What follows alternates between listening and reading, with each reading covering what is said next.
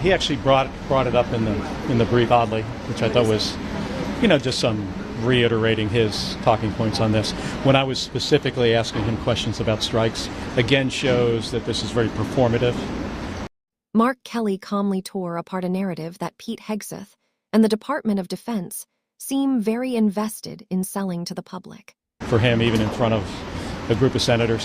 What I did learn down there is they don't want to be that transparent with us. There were 6 briefers. That used up about 35 to 40 minutes of the hour that we had. And then we had 20 minutes for questions. So of 100 senators in the room, maybe 6 of us got to ask questions of the group, and then it was over, then they left. So, my takeaway from this is I have more questions now than when I walked in. They didn't give very good answers, though we did learn a few things, which in my view makes this entire operation even more questionable.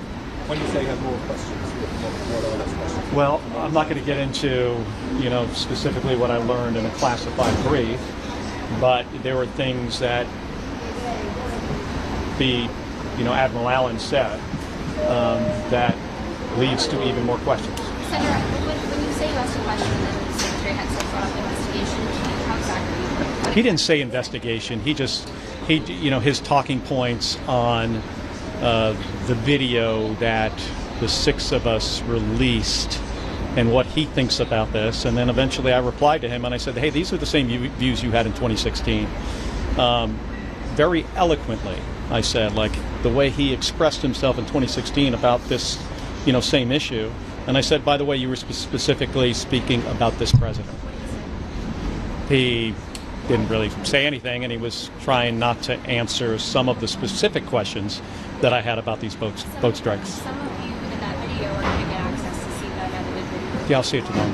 Yeah, it should be released, certainly, to every U.S. senator. There is no reason why to pick and choose, like you're on armed services or you're on intel, you get to see this. We're all equal in this job. We represent people all across this country. And it's all of our responsibility to hold this administration, and in this case, the Department of Defense, accountable for their actions. But they have issues. Obviously, they have issues with what is in that video, and that's why they don't want everybody to see it. What we also need is open hearings so the American public can learn about this directly from the people that they employ. The Secretary of Defense, the chairman of the Joint Chiefs, the admiral in charge of the operation. All those individuals should be in a public hearing, and that video, by the way, should be released publicly. They released all the video that they liked, and then they got to one specific video that they know creates some problems for them, and for that reason they don't want it released. A few weeks ago that you trust Church Whitmer is going to conduct oversight on this. Do you still feel like you have hearings? I think he's going to try to. Yeah, sure. Do you accept anything about Secretary Hegseth's argument about full analysis videos and the level of classification that can't be shown to all? Well, I haven't seen it yet. That's what he claims. But he showed other videos, and very quickly, by the way. They're all about getting views on his Twitter account. It's rather performative. But this operation is, not like other operations that they try to compare it to, right? There's no authorization from Congress. It is not like when we went after Al-Qaeda. This is different. And to me, this still feels like this is law enforcement. This is drug interdiction. And we don't want cocaine coming to U.S. shores. Fentanyl, by the way, is a much bigger problem. And if you took the resources that are being applied to this problem in the Caribbean, and you put those resources on the southern border at the land ports of entry with technology to detect and interdict fentanyl, that's where you're going to get some good results. Because this operation is costing millions and millions of dollars every single day. Let me just say, those routes through the Caribbean are not to traffic fentanyl. Everybody knows that. They don't even have to. Nobody will even ask that question because everybody understands that these are routes to traffic cocaine predominantly to Western Africa and to Europe. Senator reached out. Too costly and our military so China's along the way. Any response to that? Well, I have tremendous respect for Senator Sheehy. I asked a question to the Coast Guard Admiral, about how many interdictions have they done in the same period of time. I'm not going to tell you what he said, but that is the question I had for him. I think he'd be surprised by the answer. Has DoD reached out to you at all as part of their investigation? The last thing I heard from DoD regarding me personally was in 2011 when I retired from the United States and was given the Legion of Merit for my service to this country. So again, yeah, this is all a bunch of bullshit. And the reason why, I think, is because this is just about sending a message to retired service members, active duty service members, government employees. Do not speak out against this president or there will be consequences. So it's a lot bigger than, just dealing with me. And that's why they don't handle this professionally. Like you would expect at some point that DoD would notify me of like an investigation, but they haven't. And they haven't because I think what they really care about is the public message. They're going after me, a U.S. Senator, for something I said that was lawful. It was the truth. It was something people are trained on. It was something that Pete Hegseth said in 2016 multiple times. And in his case, specifically about this president and his concerns. They don't want other people saying these kind of things. So they're trying to shut people up. But in this case, they picked the wrong guy, because I'm not going to shut up about this. I'm going to continue to do my job. I'm going to stick up for our Constitution. I mean, I think Pete Hegseth is a guy who goes to work every day to try to figure out how does he please the president. That's a recipe for some major problems. All right, thanks, folks. Thank you. Thank you, Senator. Appreciate it.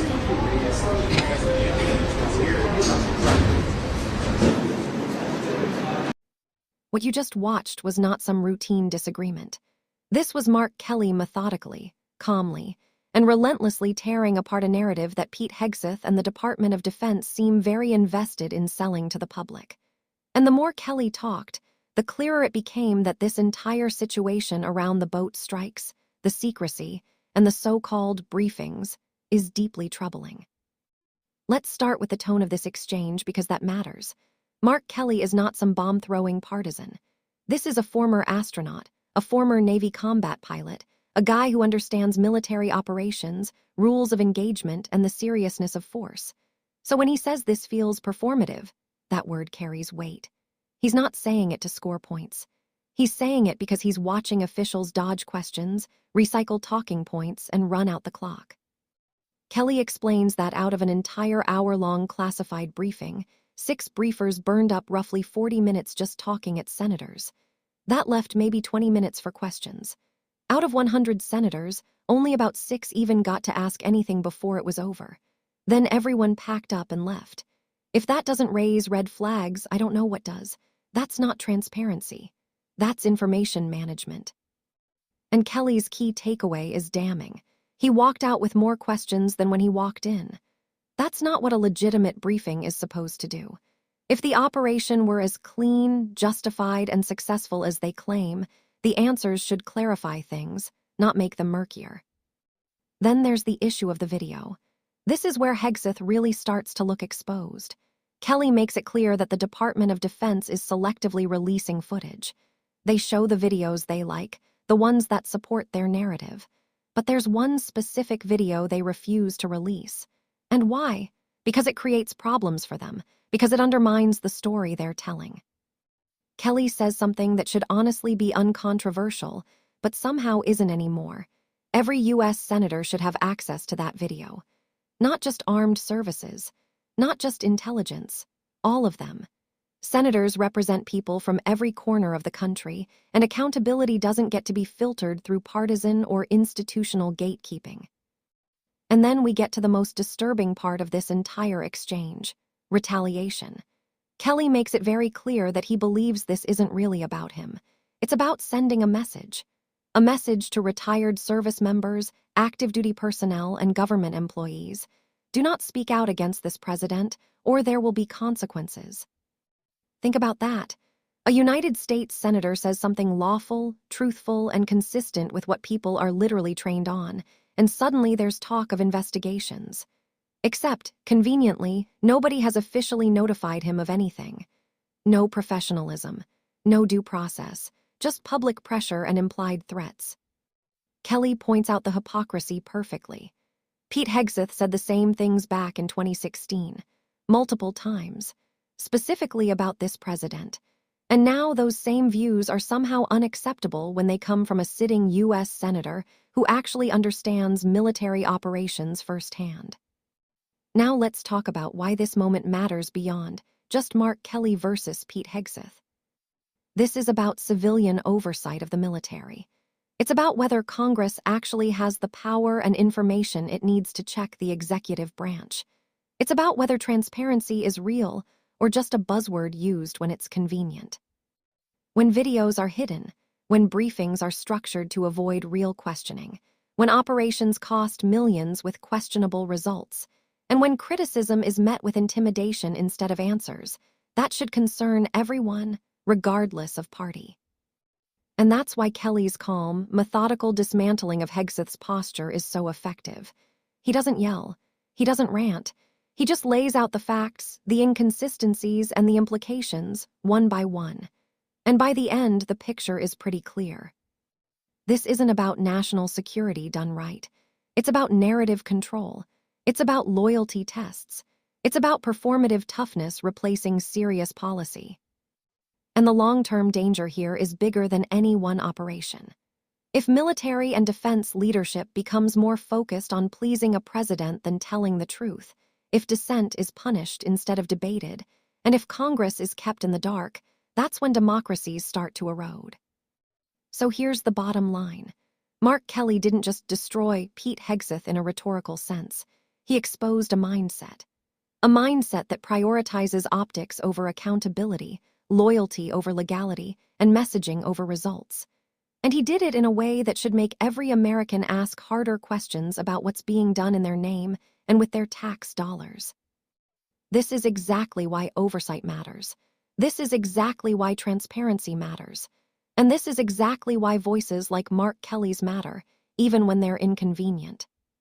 If you made it this far, drop a comment and tell me whether you think this operation holds up under scrutiny, or if you agree with Kelly that this is, in his words, all a bunch of bullsh.